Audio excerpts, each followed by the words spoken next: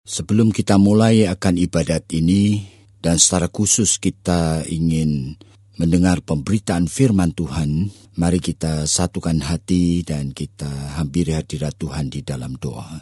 Bapa Surgawi, kami bersyukur oleh karena di dalam kehidupan ini, kami mempunyai keyakinan, iman, bahwa kami adalah milik Tuhan. Sehingga seluruh hidup kami ingin pertanggungjawabkan kepada Tuhan. Pada saat kami bekerja, pada saat kami hidup di dalam rumah tangga kami, pada saat kami bersosialisasi, bahkan di dalam kegiatan apa saja, kami ingin memberikan semuanya untuk kemuliaan nama Tuhan.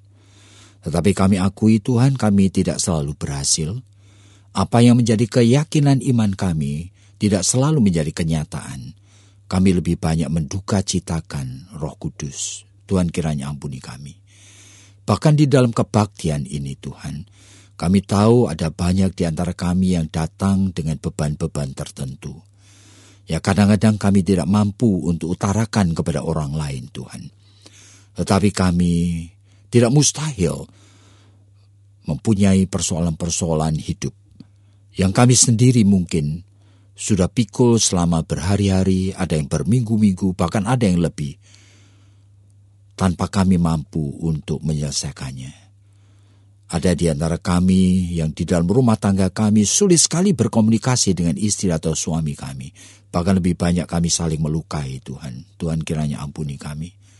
Tolong Tuhan supaya kami mempunyai ide yang wisdom, kebijaksanaan dari Tuhan. Sehingga kami mengerti bagaimana kami bisa memperbaiki kondisi yang sangat tidak baik ini. Yang membuat seluruh keluarga tidak berfungsi seperti apa yang Tuhan mau. Bahkan Tuhan ada di antara kami yang mengalami pengkhianatan di dalam hubungan kami. Dan kami terluka dan kami kehilangan rasa cinta dan kami merasakan bahwa pernikahan ini hanya suatu trap, hanya jebakan. Dan kami tidak mampu melepaskan diri kami. Tuhan tolong kami. Kami tahu juga ada di antara kami yang bergumul banyak dengan pekerjaan yang naik turun, penghasilan yang tidak selalu mencukupi, kekhawatiran bagaimana kami bisa membiayai studi anak-anak. Bahkan ada di antara kami yang menghadapi orang-orang yang kami kasihi, yang sedang sakit Tuhan. Yang kadang-kadang sakit penyakit itu menggerogoti seluruh keluarga, dan menyeret seluruh keluarga di dalam kelelahan mental, di dalam kelelahan bahkan di dalam doa-doa kami yang kami tidak tahu Tuhan. Apa ada pengharapan? Ampuni Tuhan jikalau kadang-kadang iman kami menjadi hambar.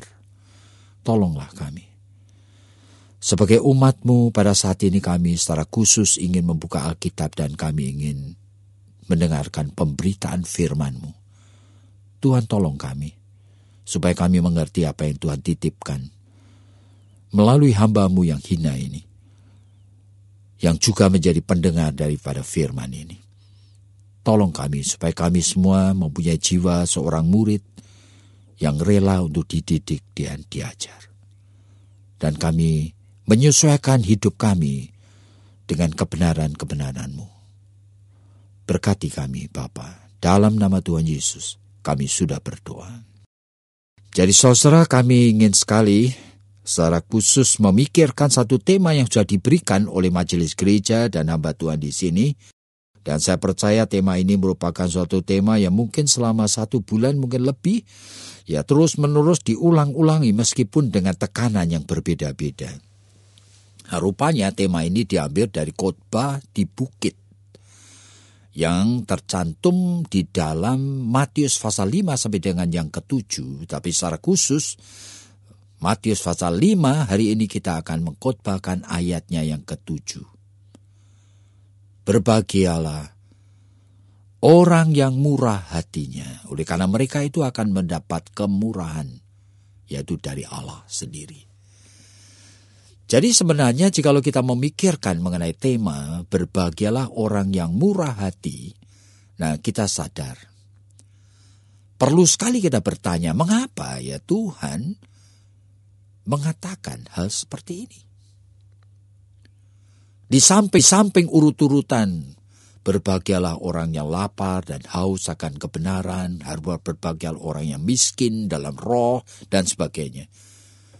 Kenapa Tuhan itu mengatakan akan kalimat-kalimat yang di dalam khotbah di bukit itu hampir semua ajaran Tuhan sebenarnya merupakan sesuatu revolusi yang tidak pernah ada di dalam pikiran orang beragama apapun juga.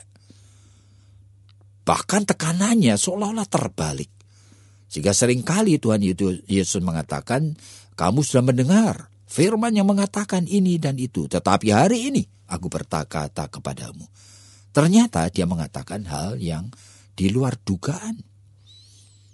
Dan kali ini kita akan memikirkan mengenai tema murah hati, merciful. Kenapa Tuhan menginginkan kita itu menjadi anak-anak Tuhan yang merciful, yang murah hati? Saya percaya, saudara, bahwa Tuhan menciptakan langit bumi dengan segala isinya ini dengan suatu plan dan rencana kekal yang agung dari Tuhan. Semua ciptaan ini adalah gambaran daripada Sang Pencipta itu sendiri. Dan sejak manusia dan seluruh dunia ini jatuh di dalam dosa, sebetulnya seluruh ciptaan ini termasuk manusia dalam hubungannya dengan sesama dan semuanya sudah rusak. Dan bahkan jikalau kita mau perhatikan apa yang Alkitab katakan, kerusakan itu meskipun manusia tidak lihat, sebetulnya sangat serius sekali. Di dalam Matius pasal 4, di dalam pasal saat iblis itu mencobayakan Yesus, jelas sekali sebetulnya tersingkap kerusakan itu. Kerusakan apa? Yaitu pada saat seluruh dunia ini jatuh di dalam dosa, maka seluruh ciptaan Allah ini ada di dalam kuasa cengkraman dari iblis. Barangkali saudara dan saya tidak pernah berpikir sejauh itu. Tetapi pada saat iblis mencoba Yesus, dia mengatakan kalimat seperti ini. Segala sesuatu ada di dalam kuasaku. Aku berkuasa untuk memberikan kepada siapa yang aku kehendaki. Pada saat itu dia itu mencobai Tuhan Yesus dengan mengatakan, semuanya ini aku akan berikan kepadamu jikalau kamu menyembah aku. Masa ini merupakan sesuatu permainan kata-kata kosong yang tidak ada kebenarannya? Pasti benar. Oleh karena apa? Ini adalah pencobaan iblis terhadap anak Allah sendiri. Jadi segala sesuatu ada di dalam cengkraman iblis, sehingga dunia dengan segala kehidupannya itu ada kehidupan di dalam kegelapan dan kerusakan, ada dalam kuasa iblis. Makanya Tuhan ingin jangan sampai kehidupan ini tidak bisa dihidupi. Makanya kepada anak-anak Tuhan, Tuhan ingin supaya kehadirannya itu menjadi kehadiran daripada kebenaran dan kebaikan Allah sendiri. Makanya kepada anak-anaknya, Tuhan mengatakan, berbahagialah kamu, jikalau kamu itu murah hati. Membawa kemurahan dari Allah ini. Supaya dunia yang gelap ini melihat terang. Supaya dunia yang hambar ini merasakan garamnya daripada kebenaran Allah ini. Jadi saudara, kalau kita perhatikan, kenapa Tuhan Yesus mengajarkan mengenai murah hati? Saya percaya oleh karena Tuhan ingin supaya kita menghadirkan kebenaran Allah, kemurahan Allah di tengah dunia yang tidak ada pengharapan ini. Kalau saudara membaca dalam Yohanes pasal 17, saudara-saudara akan lebih heran lagi. Oleh karena dalam Yohanes 17, dalam doa kepada Bapanya, Tuhan Yesus itu bahkan pernah mengatakan kalimat seperti ini. Ya Bapa, jangan ambil anak-anakmu dari dunia. Meskipun mereka bukan milik dunia. Bahkan dunia membenci mereka.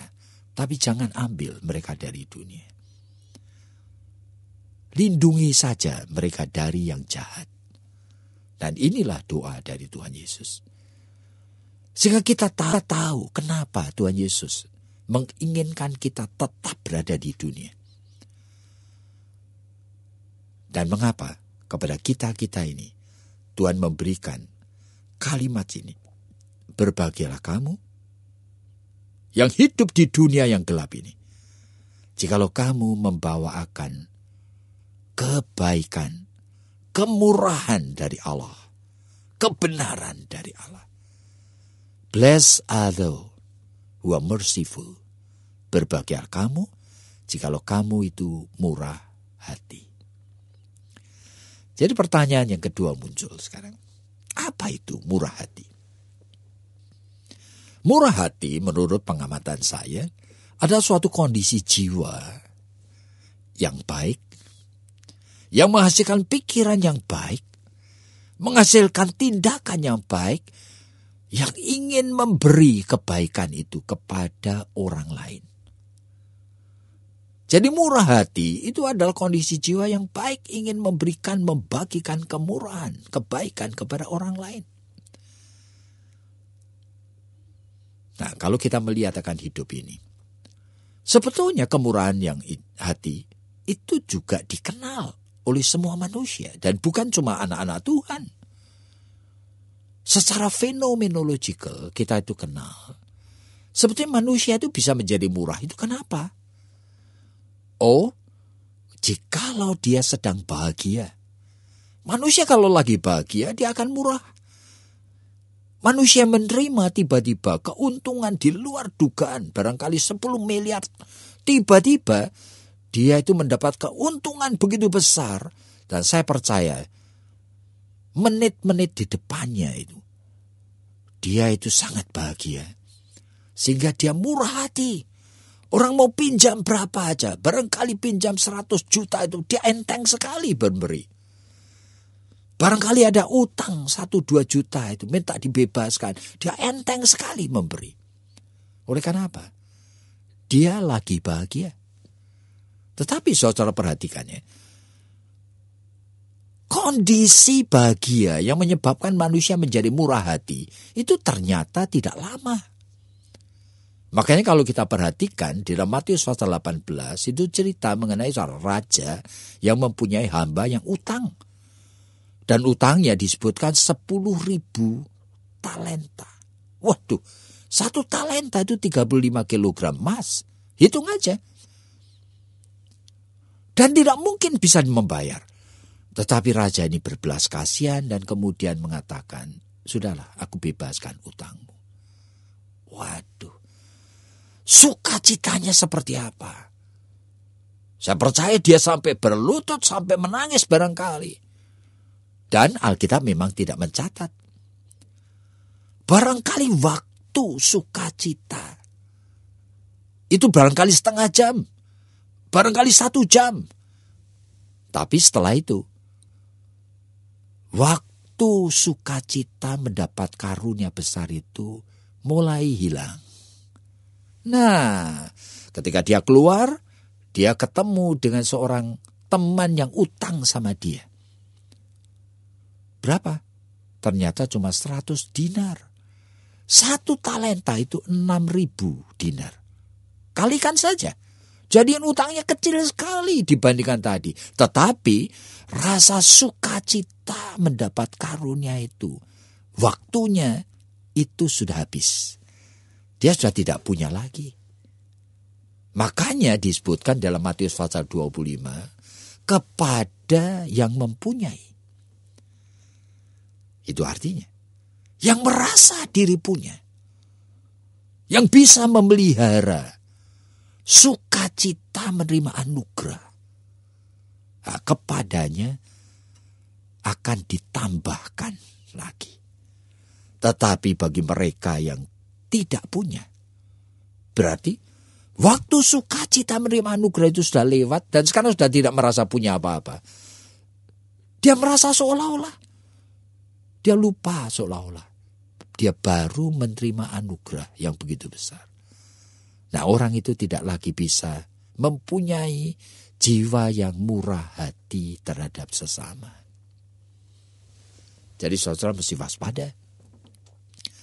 Jadi kemurahan itu dunia juga kenal. Dan dunia di luar Kristus pun sebetulnya bisa juga melakukan kemurahan hati. Asal di dalam masa dia masih bersuka cita dengan anugerah yang dia terima.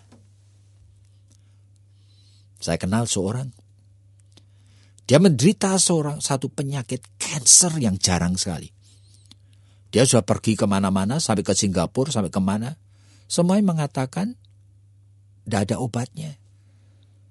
Oleh karena penyakit ini, kalaupun dioperasi, itu sudah tidak ada obatnya, tidak ada penyelesaiannya. Tapi pada suatu hari dia dengar seorang dokter di Malaysia yang kebetulan lagi ada tamu dari dokter Jerman, ahli kanker. Lalu menawarkan siapa yang mau jadi kelinci percobaan untuk upaya dari dokter ahli kanker ini, khusus menangani kanker yang dia diderita. Dia mau saja. Apa hasilnya? Dia berhasil.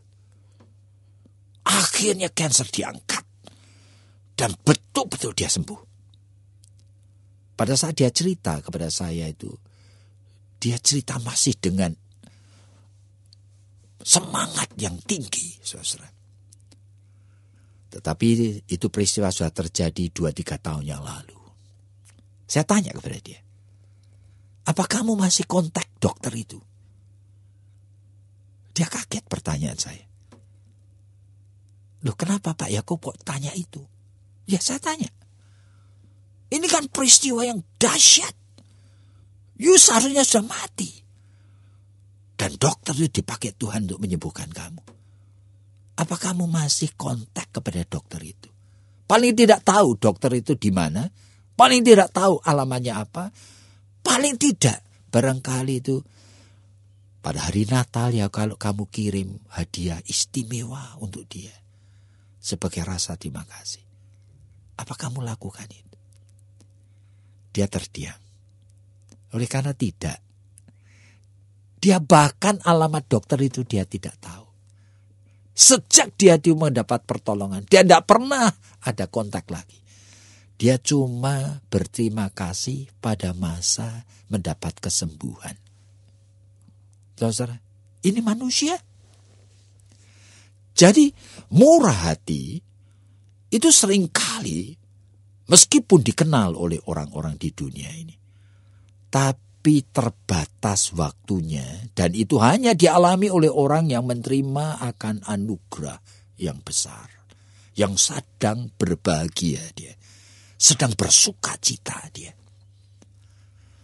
Yang lain, saya amati dalam hidup ini bahwa kemurahan itu merupakan sesuatu yang sebetulnya sebagian besar orang lakukan khusus untuk orang-orang yang diri mereka itu tak terpisahkan dengan diri kita.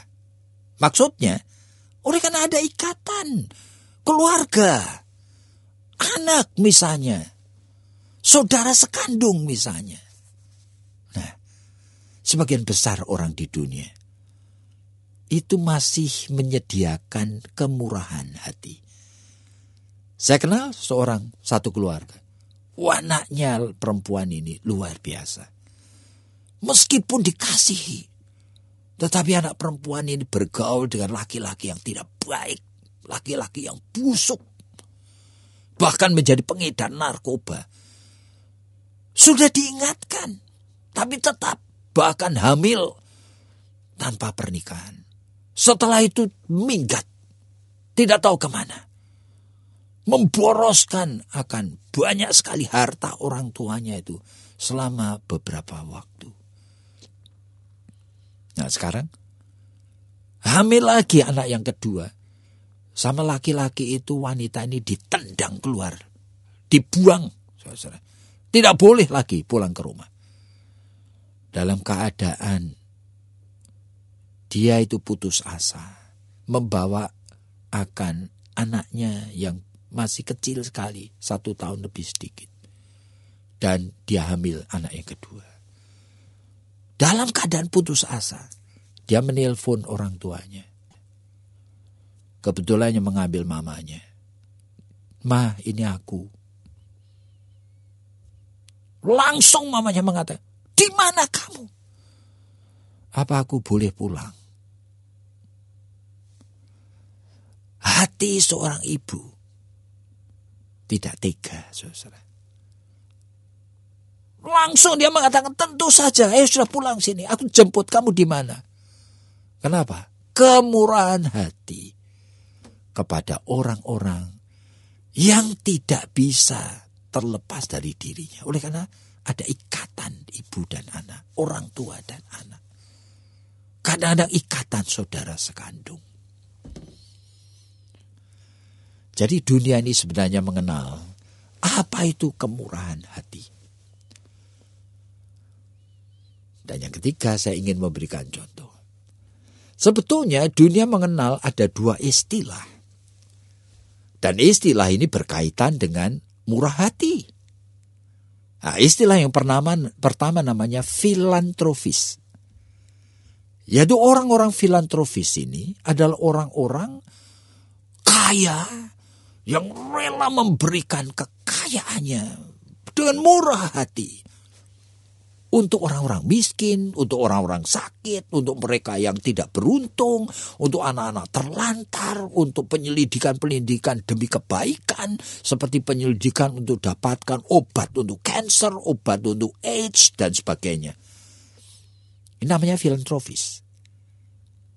Ya, John Rockefeller, seorang filantropis sampai turunannya ketiga sekarang tetap menjadi filantropis, penyumbang jutaan dolar untuk kebaikan.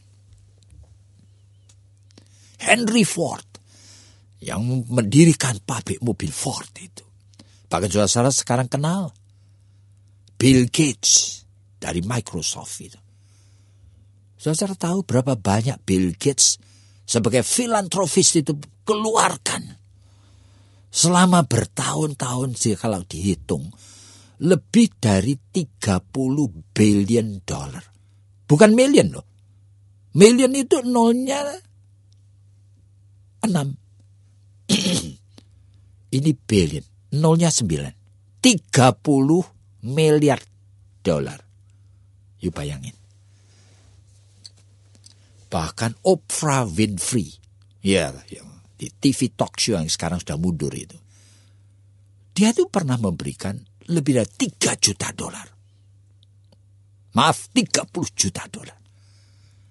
Almarhum Michael Jackson pernah memberi lebih dari 20 juta dolar. Filantropik. Jadi saudara filantropis ini orang-orang yang memberikan kekayaan dalam jumlah besar sekali. Manifestasi dari kemurahan hati. Tapi orang-orang filantropis belum tentu orang-orang baik. Belum tentu dia jiwanya baik. Barangkali ada di antara mereka yang sebetulnya merasa guilty jikalau tidak memberi. Jadi untuk mengatasi guilty feeling, ada yang ingin sekali dikenal. Jadi cari nama. Oleh karena filantropis masih menikmati kekayaannya sendiri yang berlimpah-limpah. Jadi tidak menjadi miskin mereka. Mereka masih sangat super kaya. Meskipun sudah memberi pemberian begitu besar. Tetapi istilah yang kedua, saudara, di samping filantropis, kita harus mengenal apa yang disebut altruis. Loh, apa itu altruism? Altruis itu adalah orang yang murah hati, tapi beda dari filantropis. Jadi orang altruis itu rela mengorbankan diri sampai dirinya sendiri menjadi miskin sekali. Bahkan berisiko mati. Seorang ibu kulit hitam namanya Osceola McCarthy. Ketika dia umur 12 tahun, orang tuanya sudah tidak ada.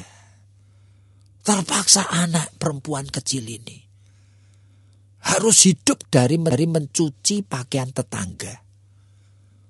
Kemudian terus akhirnya banyak tetangga-tetangga orang lain. Ya dia kerjanya nyuci pakaian terus tiap hari. Dia simpan hasilnya yang sedikit itu. Dan dia hidup sangat ngirit sekali. Dan sekarang usianya sudah 80 tahun lebih. Dia tinggal di nursing home. Nursing home yang di-provide oleh pemerintah Amerika. Nursing home murahan. Yang dibiayai hanya dengan social security saja. Hidupnya sangat miskin sekali. Tapi dia altruis, saudara. Pada suatu hari dunia dikejutkan oleh karena dia itu kemudian menyerahkan seluruh hartanya yang dikumpulkan sedikit demi sedikit itu sampai usia 80 tahun dengan mencuci pakaian. Jumlah harta itu $150,000 diberikan kepada University of Southern Mississippi. Untuk apa? Scholarship fund bagi orang-orang black yang miskin, saudara. Luar biasa. Ketika dia wawancarai, ternyata dia tidak punya apa-apa. Dan betul-betul di dalam kamarnya tidak punya apa-apa. Kecuali satu setel pakaian yang baik untuk dipakai ke gereja, saudara. Dia selama hidup tidak pernah satu kali pun dia membelanjakan uangnya untuk beli es krim. Tidak pernah makan es krim dia. Dia adalah filantropis. Dia adalah altruis, saudara. Saudara, pada saat Perang Dunia yang kedua, ketika Jerman Nazi Hitler itu luar biasa menguasai hampir semua daratan Eropa. Di Polandia itu ada seorang Jerman yang sudah difilmkan ini. Namanya Oskar Schindler. Nah, Oskar Schindler ini akhirnya dibuatkan film, ya kan, oleh Steven Spielberg. Film namanya Splendor List. Ini diceritakan bahwa Splendor ini adalah satu pribadi yang kaya sekali. Oleh karena apa? Oleh karena dia adalah pemasok kebutuhan tentara Nazi di Polandia. Waduh, dia kaya sekali. Tapi pada suatu hari, dia melihat rombongan orang-orang Yahudi sedang dipaksa masuk ke kereta api. Dari jauh dia melihat seorang anak kecil pakai jaket merah. Dia tidak mengerti apa itu. Masih bisa senyum anak itu. Dari jauh anak itu memandangi akan Oskar Schindler ini. Apa yang terjadi? Schindler ini, maaf, itu kemudian hatinya terketuk. Dia tuh kepikiran sekarang. Apa yang terjadi dengan orang-orang ini? Kasihan sekali. Kemudian dia mulai ngapain? Dia mulai berupaya untuk menyelamatkan orang Yahudi. Caranya bagaimana? Terpaksa dia nyogok. Jadi menyuap pimpinan-pimpinan daripada tentara Nazi itu. Supaya dia boleh memperkerjakan orang Yahudi. Mulai dari 1, 2, sampai berapa banyak. Terus nyogok dia. Karena apa? Kalau tidak, itu bakal terbongkar. Dia menutup mulut orang-orang Nazi ini dengan itu. Sampai lebih dari 1.000 orang ditolong. Akhirnya bangkrut dia. Jadi Schindler ini, dia itu sampai bankrupt. Dan sekarang tidak tahu lagi mau bagaimana itu menolong akan orang-orang yang sekarang tinggal bersama dengan dia. Lebih dari 1.000 orang. Untung tahun itu adalah tahun 1945. Hitler itu jatuh. Nazi itu hancur. Sehingga dia dan film ini berakhir dengan happy ending. Tetapi ini yang disebut altruis. Yaitu orang-orang yang mempunyai kemurahan hati, saudara. Tetapi alasannya tidak seperti filantropis. Dia sampai rela mati, rela berkorban, rela kehilangan segala-galanya. Jadi saudara, pada saat kita mendengarkan ini, lalu muncul pertanyaan yang terakhir bagi kita. Lalu, ajaran Kristen itu uniknya di mana? Saudara, saya percaya sekali bahwa setiap orang Kristen seharusnya itu ingin sekali mempunyai hati murah, sama seperti apa yang Tuhan Yesus kehendaki. Tapi banyak orang Kristen salah mengerti. Kekristenan itu bukan agama, saudara. Kalau kekristenan agama, itu maka kita itu berupaya, kita bertekad. Kita mengambil disiplin tinggi supaya kita memiliki jiwa yang bisa murah hati. Tetapi kekristenan bukan agama, saudara. Kekristenan hubungan antara kita dengan Tuhan Yesus. Sehingga kalau kita perhatikan, sebetulnya dalam Galatia pasal yang pertama, itu ada peristiwa yang menarik sekali. Oleh karena apa? Oleh karena jemaat Galatia adalah kumpulan orang Kristen yang ingin sekali menjadi orang Kristen yang baik. Saya percaya sekali mereka juga ingin menjadi orang Kristen yang mengasihi sesama, yang murah hati. Tetapi mereka berupaya selalu, akhirnya 1-2 minggu gagal lagi. Berupaya 1-2 minggu gagal lagi. Nah, pada suatu hari, datanglah rombongan orang-orang Yahudi yang sudah menjadi Kristen. Yang anti Paulus. Orang-orang ini tidak suka ajaran Paulus. Karena ajaran Paulus seolah-olah menegasikan dan meremehkan Taurat. Padahal Paulus juga tidak meremehkan Taurat. Sudah baca di dalam surat-suratnya. Dalam surat kepada Roma misalnya. Jelas sekali. Tetapi orang ini memanfaatkan hal yang keliru. Mereka membujuk kepada orang-orang Galatia dan mengatakan kamu tidak berhasil. Oleh karena apa?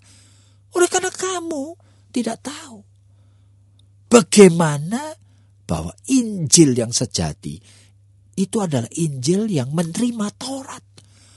Harus diintegrasikan, harus dikawinkan dengan Taurat. Bukankah Tuhan Yesus sendiri mengajarkan supaya jangan sampai ada satu nokta atau iota dari Taurat itu yang ditiadakan. Dan akhirnya mereka mereka melatih dengan spirit Taurat. Yang sekarang wujudnya itu adalah banyak doa puasa, mungkin baca Alkitab, mungkin mengabarkan Injil terus-menerus, disiplin supaya berbuat baik. Waduh, Paulus mendengar dari jauh itu kemudian menulis surat Galatia, saudara. Dalam surat itu dia mengatakan apa? Begitu cepat kamu mengganti Injil yang sejati dengan Injil palsu. Saudara bisa bayangkan. Paulus menyebut Injil palsu. Pada orang-orang ini kan bertekad. Tapi spiritnya keliru, saudara. Ada 2 macam kebaikan. Yang pertama kebaikan yang manusia bisa upayakan. Yang saya sebut sebagai kebaikan eksistensial. Hasil pendidikan. Hasil pengalaman hidup yang baik dari orang tua dan keluarga. Apa tidak perlu? Perlu sekali. Tetapi ingat.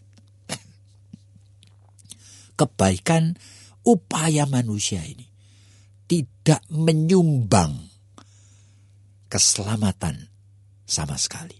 Nah, ini menjadi sesuatu. Jadi ini bukan penentu yang menentukan keselamatan. Ini hanya pelengkap. Yang kedua adalah kebaikan yang saya sebut ontological. Kebaikan sesuai dengan ontis atau hakikat kebaikan, yaitu Allah sendiri. Nah, saudara, kebaikan eksistensial ini bisa diusahakan manusia.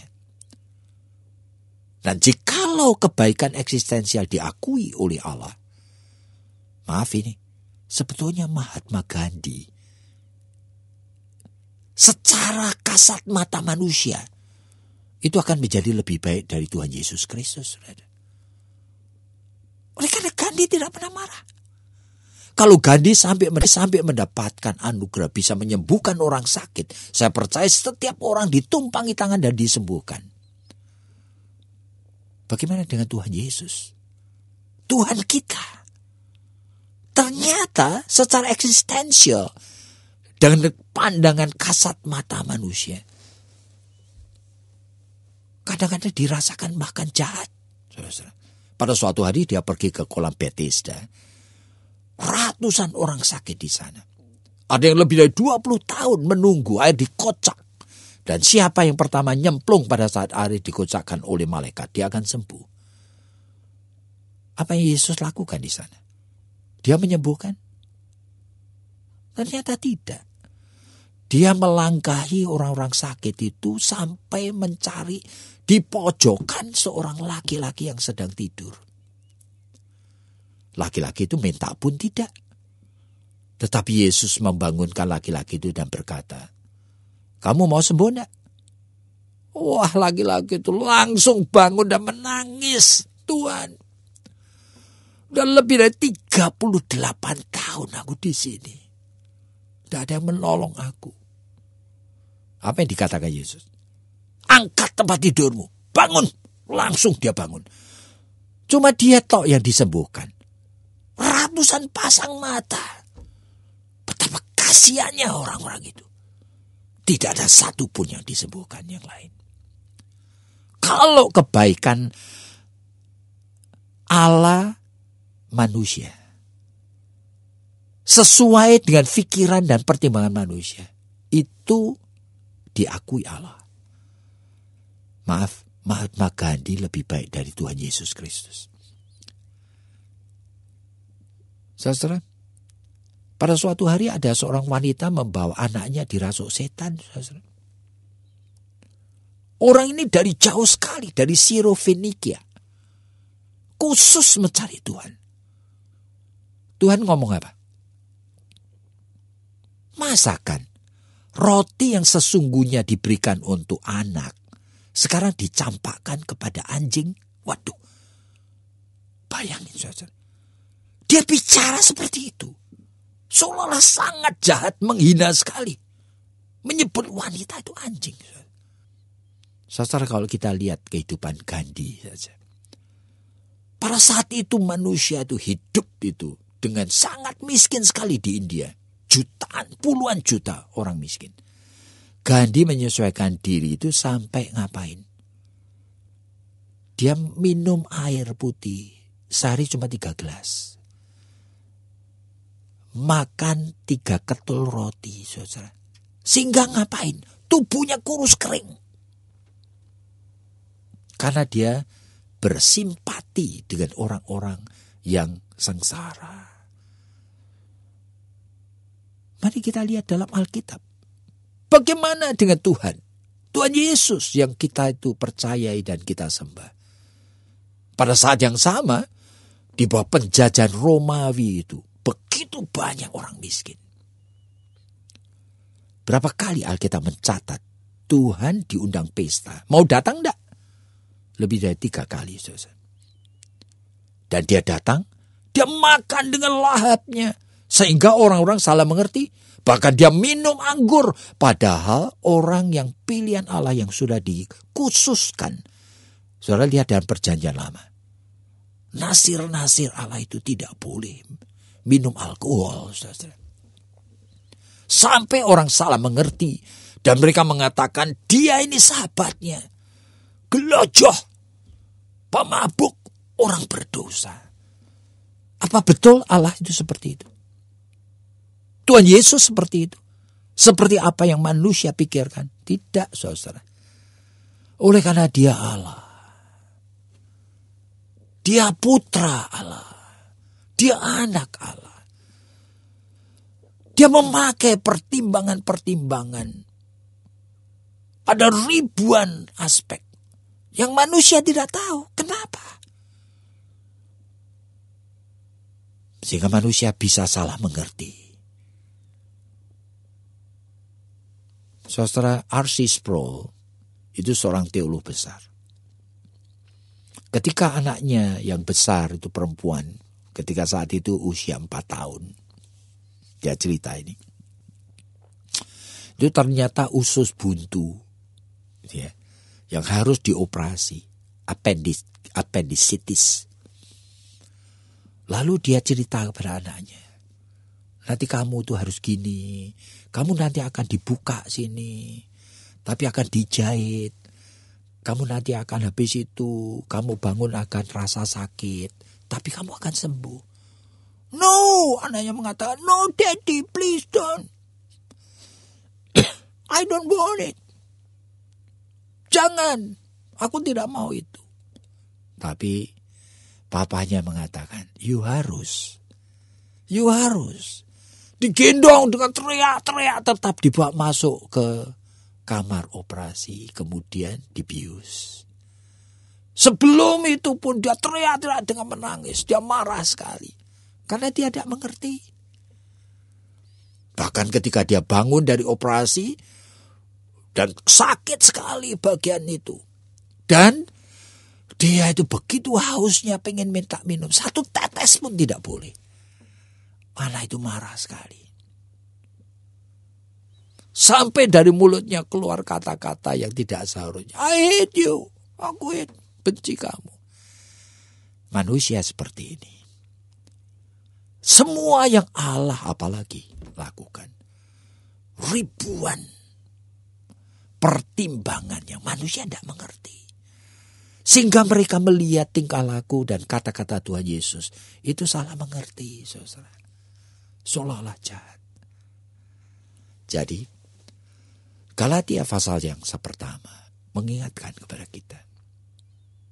Jangan kita berupaya dengan kekuatan sendiri untuk menjadi orang Kristen yang baik. Blessed are those who are merciful. Kenapa dikatakan blessed are those? Saudara kalau lihat akan Matius pasal yang ke-16. Pada saat itu Yesus bertanya kepada murid-muridnya, menurut kata orang, aku ini siapa? Lalu muridnya menyebutkan Elia, Musa dan sebagainya. Tetapi Yesus kemudian menyambung dengan kata-kata, menurut kamu aku ini siapa? Lalu dengan spontan Petrus itu mengatakan, engkau adalah Mesias, anak Allah yang hidup. Kata-kata Yesus apa? Blessed are thou. Berbahagialah engkau Simon Petrus, karena yang ngomong bukan kamu. Engkau mendapat karunia, yang ngomong Roh Bapakku. Tapi di dalam iman yang 100% anugerah ini, aku akan membangun gerejaku. Jadi kata blessed are thou itu selalu dikaitkan dengan pengertian bahwa orang tersebut mendapat anugerah Allah. Jadi untuk bisa kita itu menjadi orang yang merciful, yang murah hati, Tuhan Yesus di depannya memakai kata, blessed are thou who are merciful.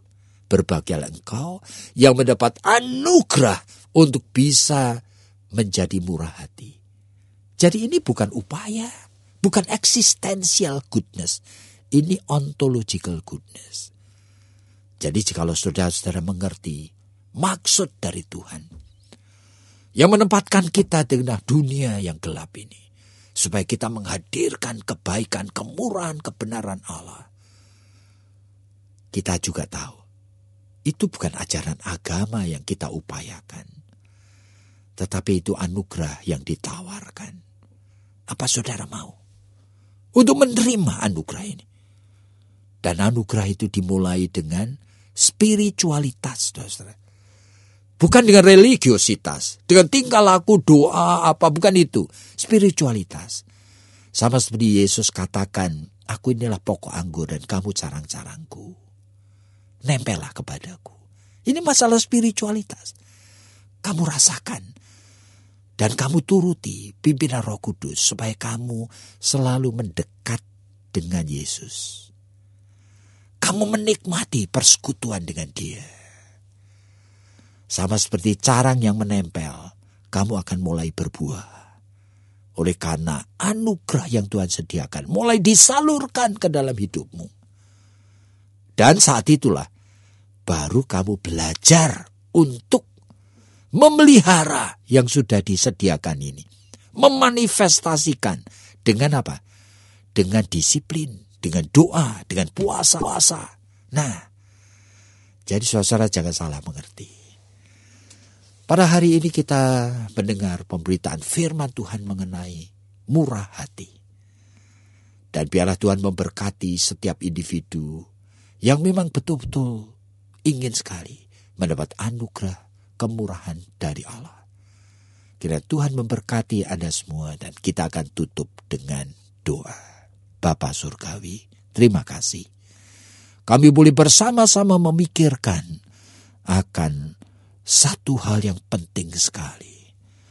Dan kami mohon kiranya Tuhan tolong supaya apa yang kami dengar itu seperti benih daripada firman yang jatuh ke tanah yang subur.